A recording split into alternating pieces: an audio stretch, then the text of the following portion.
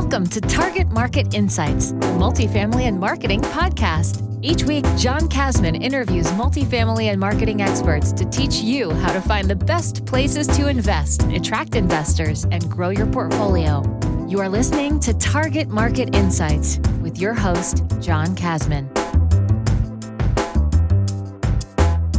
Welcome to Target Market Insights, the Multifamily and Marketing Show. I'm your host, John Kasman, and I want to thank you for joining us for another great episode. Now, if you're enjoying this show, do me one quick favor and leave us that 5-star rating and review. And if you haven't already, make sure you hit the subscribe button so you don't miss an episode. Now, today we've got a good one. We're going to be talking to Brett Swartz about capital gains tax solution. And if you don't know what that is, you definitely want to stay tuned and check that out. Brett Swartz is the founder of Capital Gains Tax Solutions. Each year, he equips hundreds of business professionals with the Deferred Sales Trust tool to help HNW clients solve capital gains tax deferral limitations. Brett's experience includes Deferred Sales Trust, Delaware Statutory Trust, 1031s, and $85 million of closed commercial real estate brokerage transactions. Let's welcome to the show, Brett Swartz. John, thanks for having me.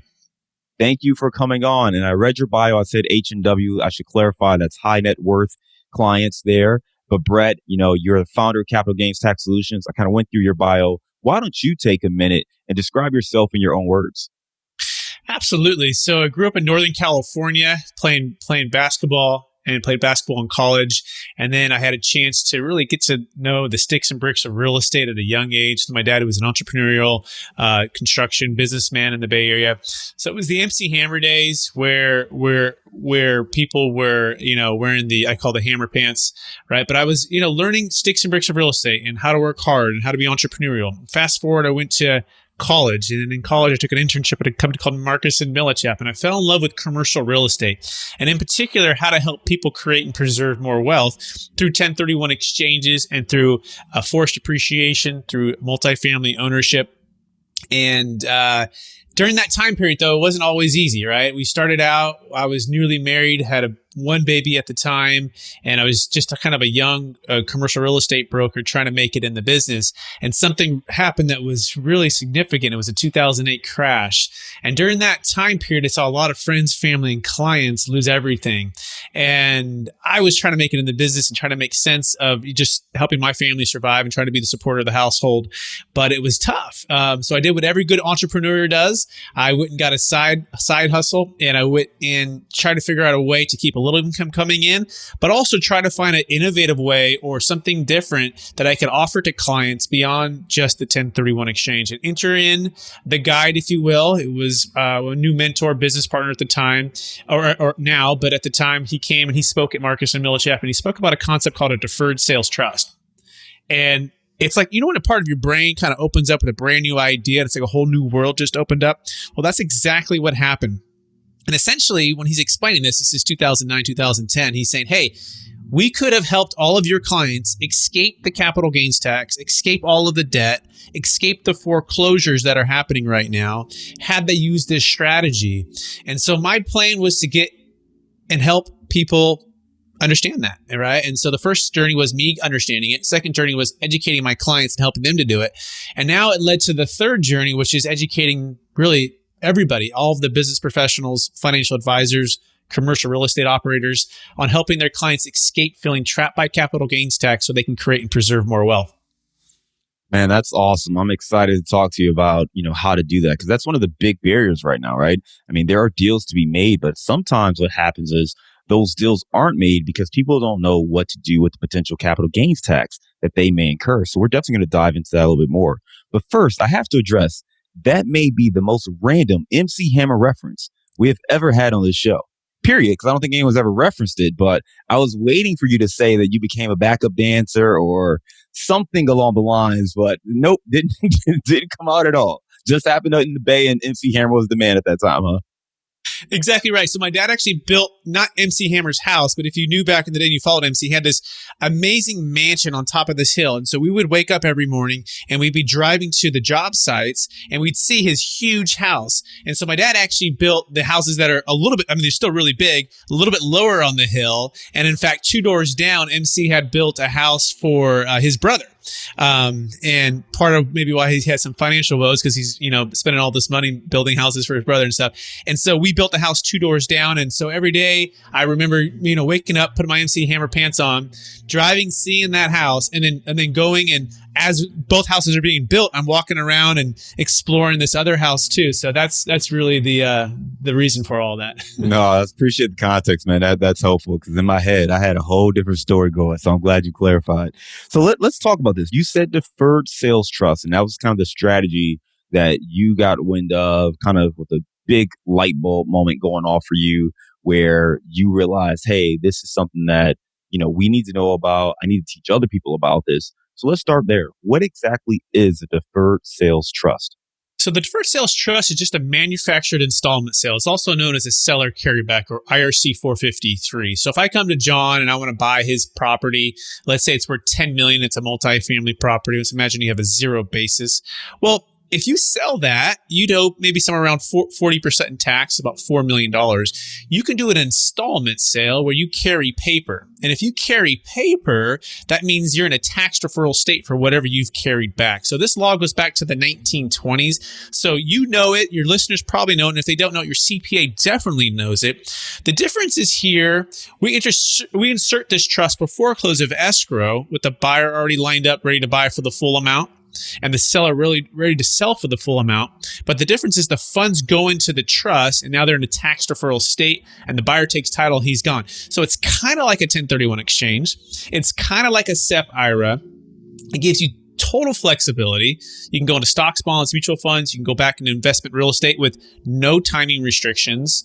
You can reset your depreciation when you buy a new piece of real estate. But the best thing about all of this is it helps you escape all of the debt replacement requirement for the listeners who are familiar with the 1031 exchange.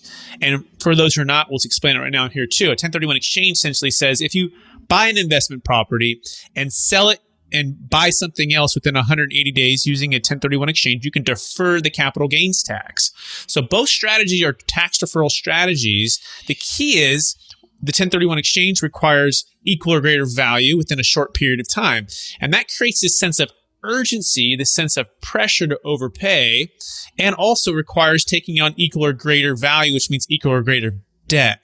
And so really clarifying what the client wants or what the client needs, the deferred sales trust is a great solution because it gets you out of all your debt, all of your, and it defers all the capital gains tax, and then it gives you a chance to diversify and be liquid with the funds, all again, so you can create and preserve more wealth.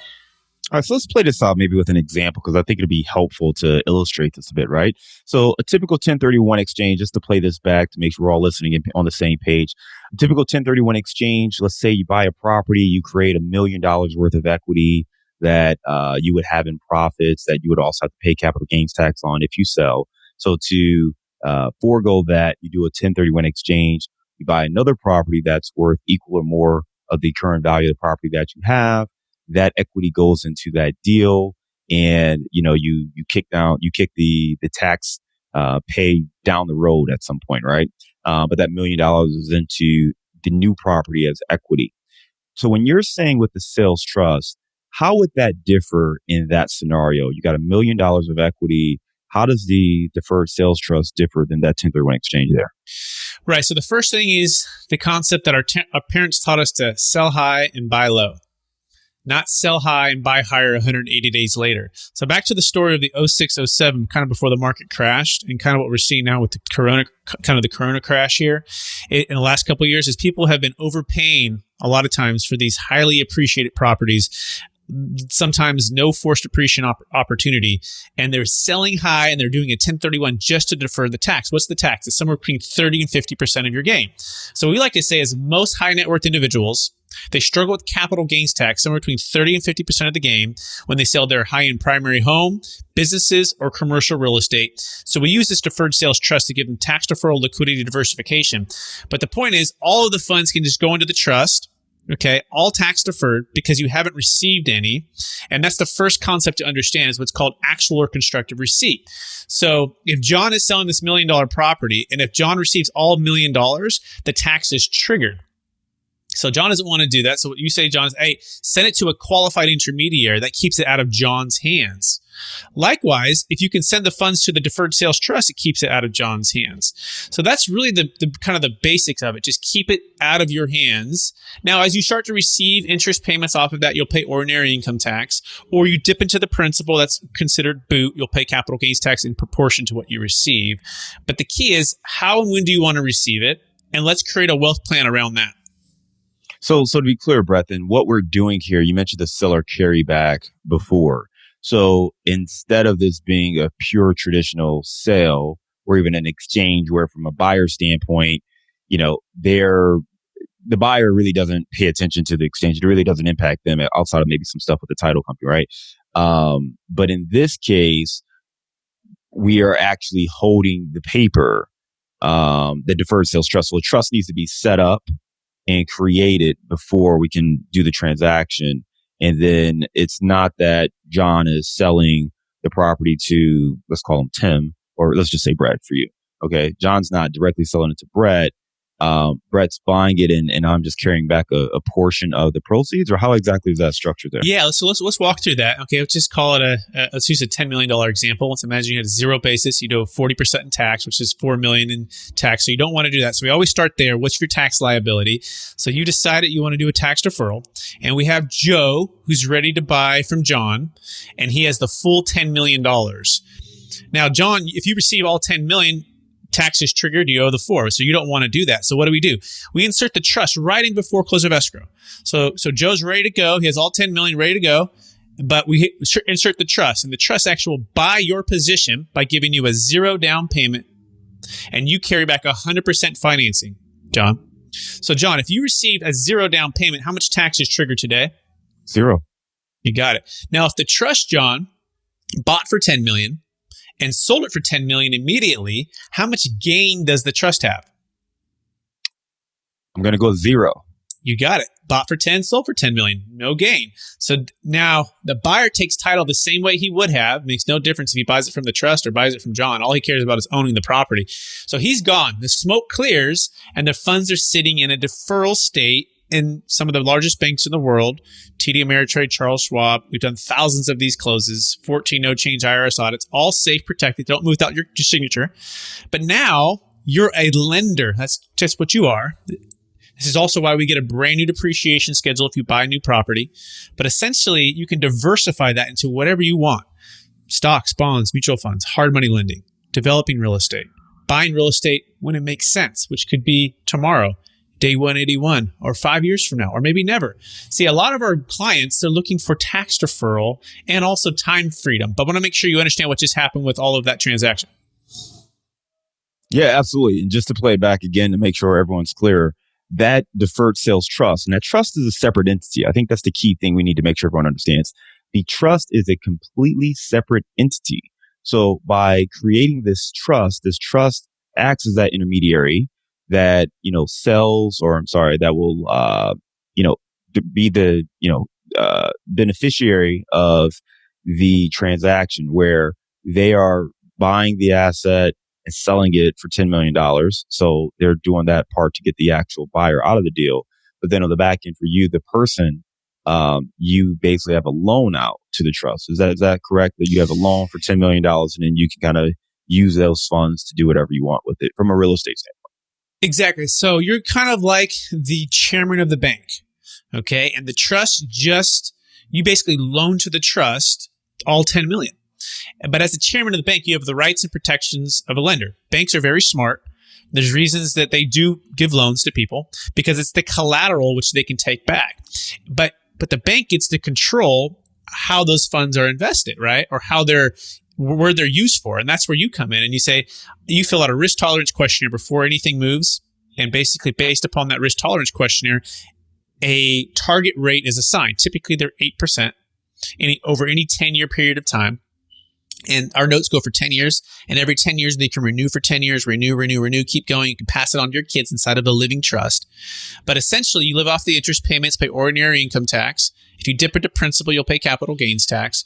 But it's very, very flexible there for whatever you need. But you have to approve it, and it doesn't move without your signature. But we like to say it's your money. It is your money. How would you like to receive it? And you might say, you know what, Brett, I'm making $250,000 right now. I don't want to make a dollar more than $250. So let the trust, all of the interest that it's earning, let it compound until a later date. And then you quit your day job, and let's say that goes to zero. Now you can start pulling off the trust. So that's just one way to make the trust really work in your favor. So you mentioned that all made sense from a zero basis, and if you're not taking any of the principal amount. Let's say you were in a situation where you actually either weren't at zero basis, so you had a $5 million loan on the property, you sell for $10 million, so you still need to pay off that $5 million loan. How is that influenced, and how does that change the dynamic? Great question. Well, the neat part about the deferred sales trust is it doesn't have to replace equal or greater value, and it doesn't have to replace the debt, unless, of course, the mortgage is above their basis. And then we have to do a bifractured 1031, which is basically a little small 1031. And then the rest of it can go into the trust. But let's imagine the mortgage and the basis is the same. If that's the case, then the $5 million loan is just paid off at closing. Okay. And then the $5 million goes into the trust. Okay. So you're debt free, money sitting in the trust. We don't have to follow the 1031 guidelines of equal or greater value or replacing the debt. So that's it. It just be a $5 million note instead of a $10 million note. Got it. No, it's really great tips there. What are many of the questions and feedback or, really misnomers about using a solution or using a strategy? Yeah, the first thing is it can save a failed 1031 exchange. So I want to make sure that all of your listeners understand this. When you do a 1031 exchange, you are subject to the bank typically lending if you're not buying all cash. You're subject to the seller actually dealing, right? And without those two things, you can't complete your 1031 exchange. So one of the best parts about the deferred sales trust is it provides a backup plan for a failed 1031. So we'll talk about a deal that actually just closed last week. A gentleman sold a $7.6 million multifamily deal in Georgia. And he had about $4.5 million in debt and about $3.1 million in equity. And so when he sold, he put all the funds into a qualified intermediary, and he was looking for his deal, trying to find it. He looked at a deal in North Carolina, but the 5.5 cap rate was not attractive for him. So he just kept waiting. All of a sudden, Corona hits, and everything just is turmoil. So he goes, forget it. I'm not buying any real estate, maybe for a year or two. I'm going to sit on the sidelines. And this is what the deferred sales trust allows you to do. So we saved his failed 1031 exchange. He sent the funds to the trust. He's closed hundreds of properties.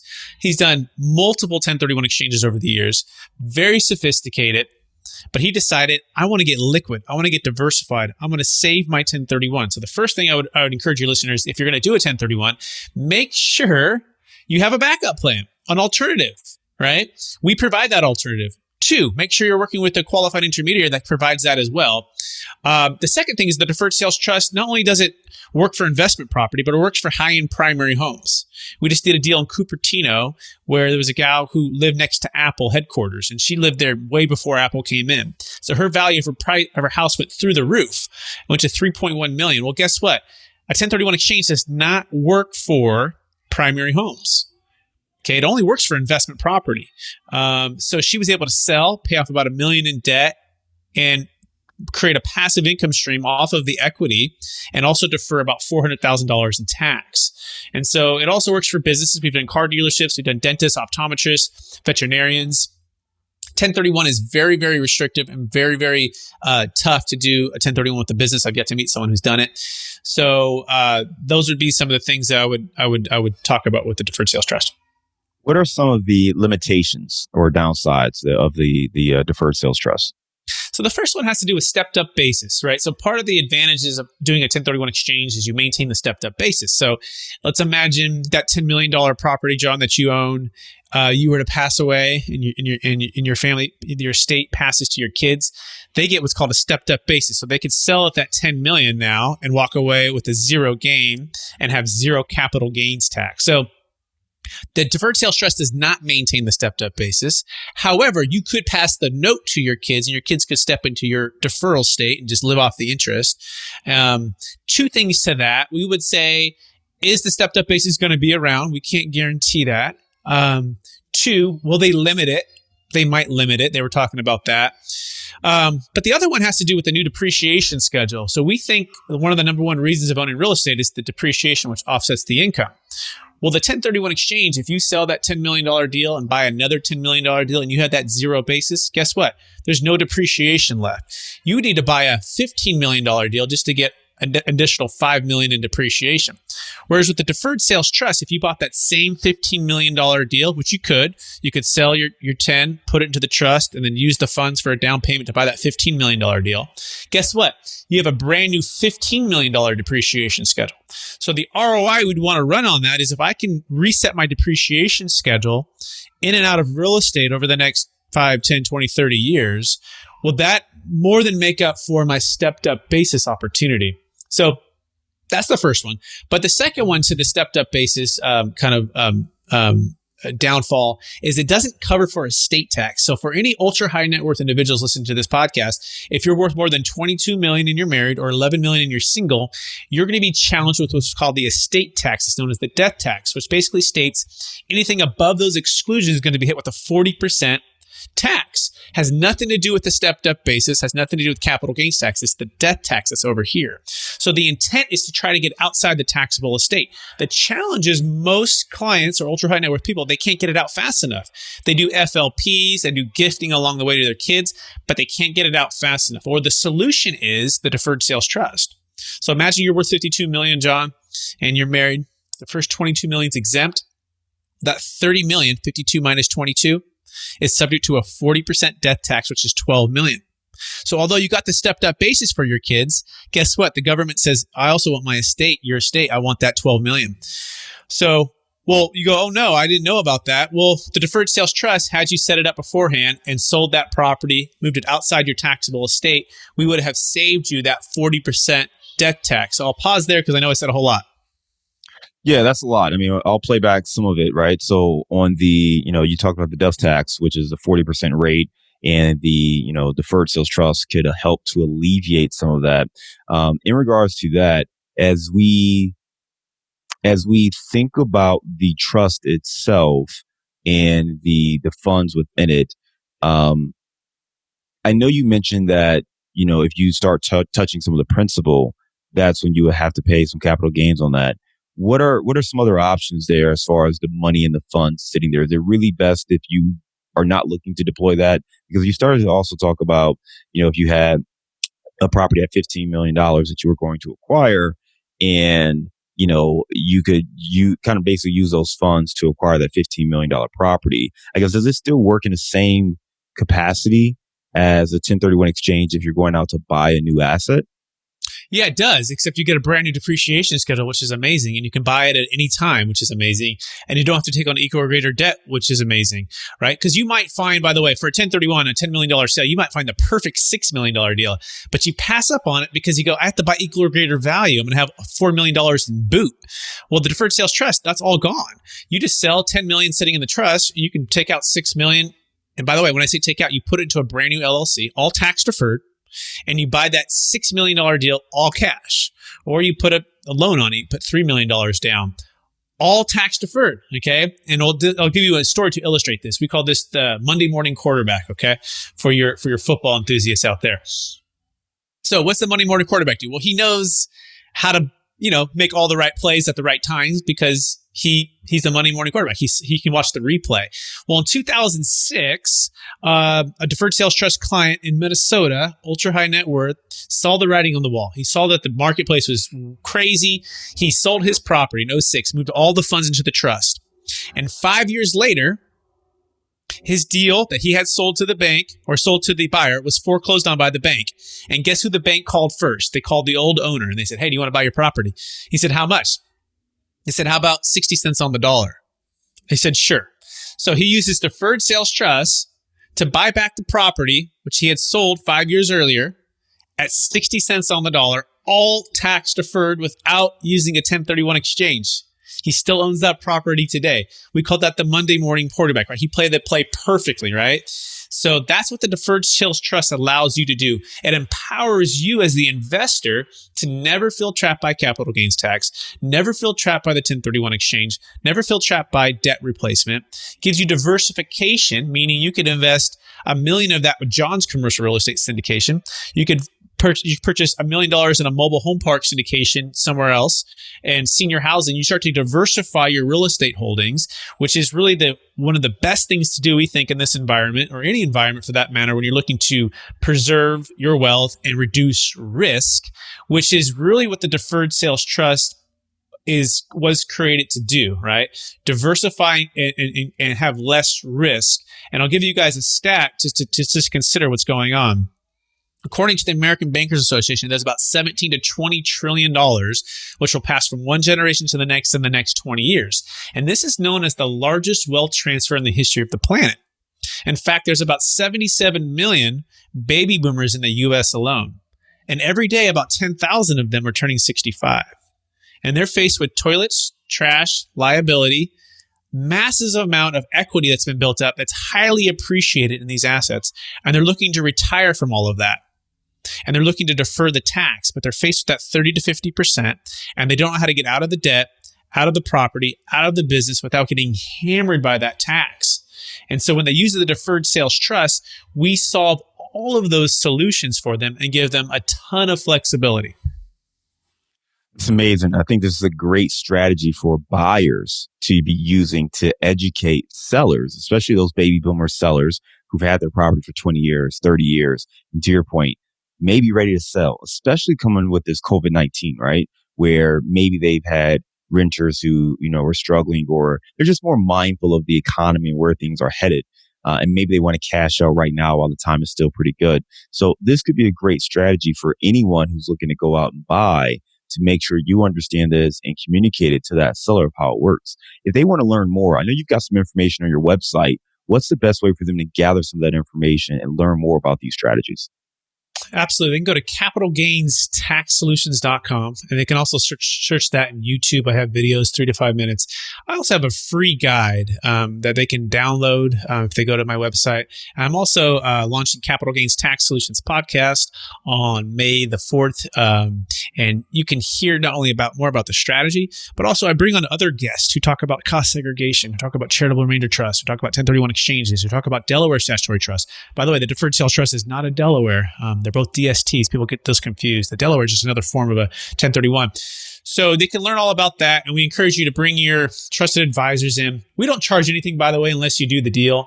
And we only get paid if you use the deferred sales trust and if your deal closes. So come on in and get to know us. And we'd love an opportunity to help you out. And we've talked a lot about high net worth investors and larger deals and multi-million dollar deals.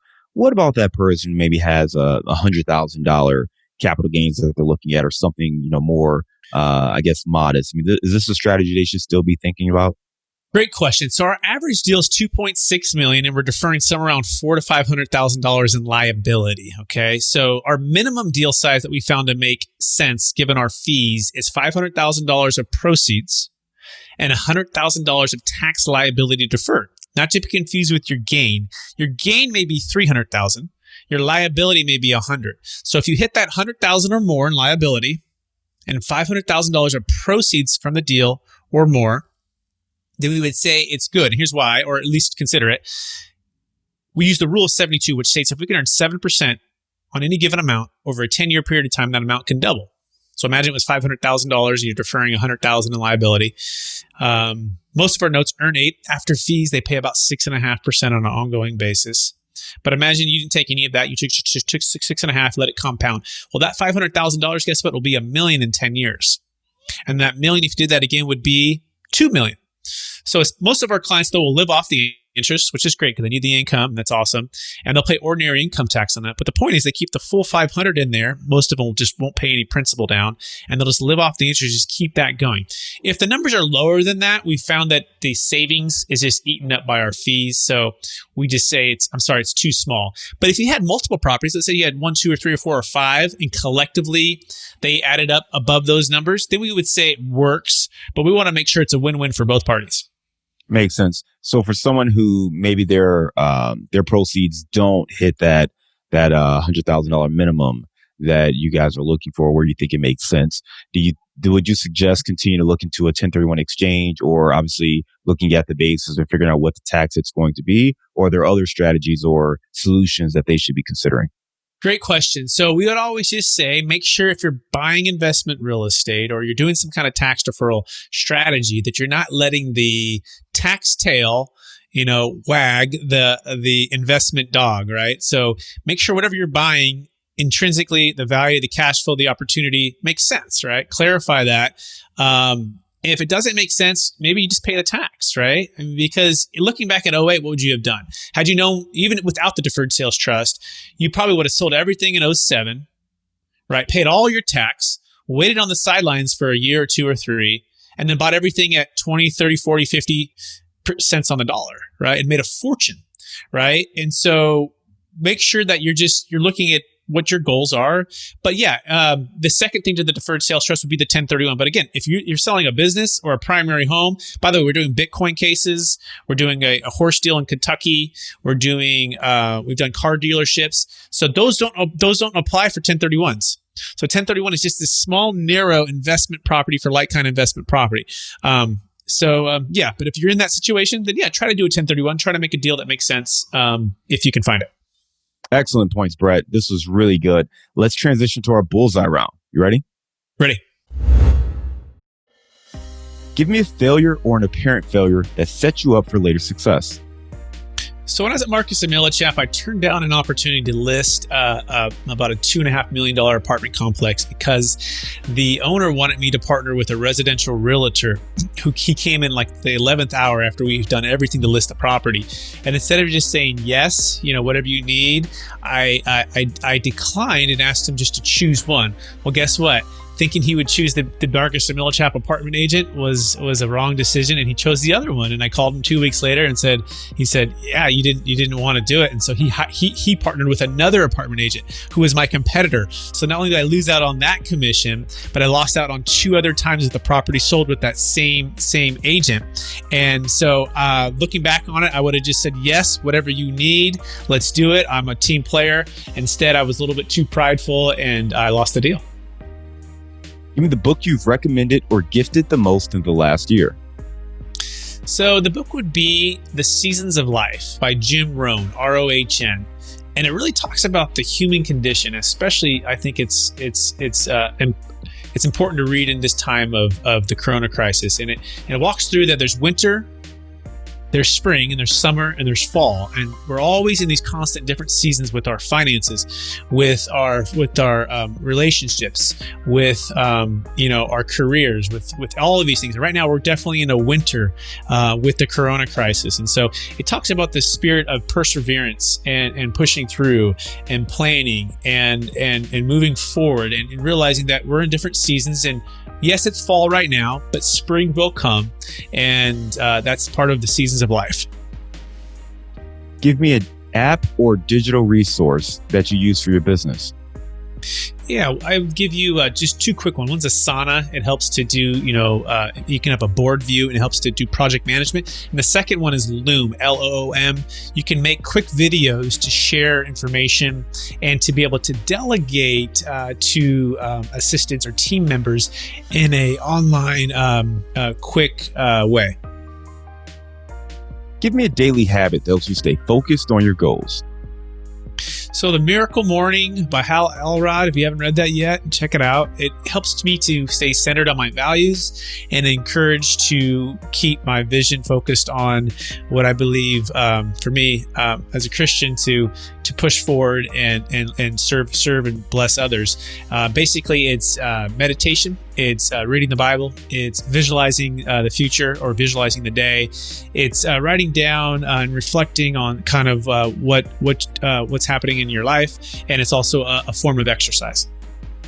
What's one thing you know now that you wish you knew when you were starting out? So when I first started out, I wish I would have hired the who instead of being in the how. So I recently joined a coaching program with Russell Brunson and ClickFunnels. And basically, it talks about, we all have a vision. And that vision is somewhere, let's say, up and to the right if you're visualizing it. And you're trying to get to that vision. You're trying to climb that hill. And instead of just hiring the who to help you get there, we oftentimes as entrepreneurs or business people, we want to be the how. So, and we get caught in this kind of this spiral of procrastination and saving a few bucks. And so I wish earlier I would have hired the who, to hire that person to help me reach my vision faster instead of being the how. What are you curious about right now? I'm curious about what's going to happen in the next 30, 60, 90 days to this economy, to this world, to what our leaders are going to decide, kind of really just reflecting on the difference between the solution to the problem, as far as trying to combat this coronavirus and the actual virus itself. It's centered around the friends and family who are losing their jobs, who are losing their businesses, who are really hurting, and finding out, how do we solve this? How do we prevent this from ever happening again? And I don't know if there's a real clear answer, but I'm definitely curious about that. All right. On a little bit of a lighter note, I know you are based in Sacramento. Give me the best place to grab a bite in Sacramento. It's called Bangkok Thai, and it's on 12th and I in downtown Sacramento. It's my wife and I's favorite restaurant. Before, I didn't know that I'd like Thai food. We got invited to an event, and we sat down like, oh, what is this food? And this is about 6 years ago. And then I ate it for the first time, and I had another one of those light bulb moments, except it was with my stomach and my taste buds, right? And I was like, this is the most amazing food. And so Bangkok Thai, 12th and I. Love it a lot. Brett, this has been a lot of fun. You came on, you talked to us about deferred sales trust, some of the major benefits it has over the 1031 exchange, particularly for those investors who are, going to be seeing proceeds above $100,000, really for more higher net worth or larger deals. But nonetheless, if you have a portfolio or you have multiple properties, you're looking to exchange or exit out, this could be a great strategy. I think the other thing is, if you are a buyer, this could be a great strategy to communicate to sellers or to current owners so they have a solution that they could look at. Many times I've come across people who have been interested in selling, but didn't know a property or didn't want to identify another property. And as you said, they didn't want to sell a property for a gain just to overpay for another property. So this could be a great solution for folks who are really just looking for another solution to their problem, who have already committed to selling or interested in selling, but really need a solution on the tax side of it. So phenomenal tips. I hope our listeners get a lot of value out of this episode. Brett, one more time for our listeners who want to get in touch with you, what is the best way to follow up? Yes, you go to capitalgainstaxsolutions.com. You can also search that on iTunes for our podcast, and then go to YouTube and subscribe to our channel to get tax tips and learn how to create and preserve more wealth using the deferred sales trust. All right, Brett, take care. It's been great talking to you. Thanks, John.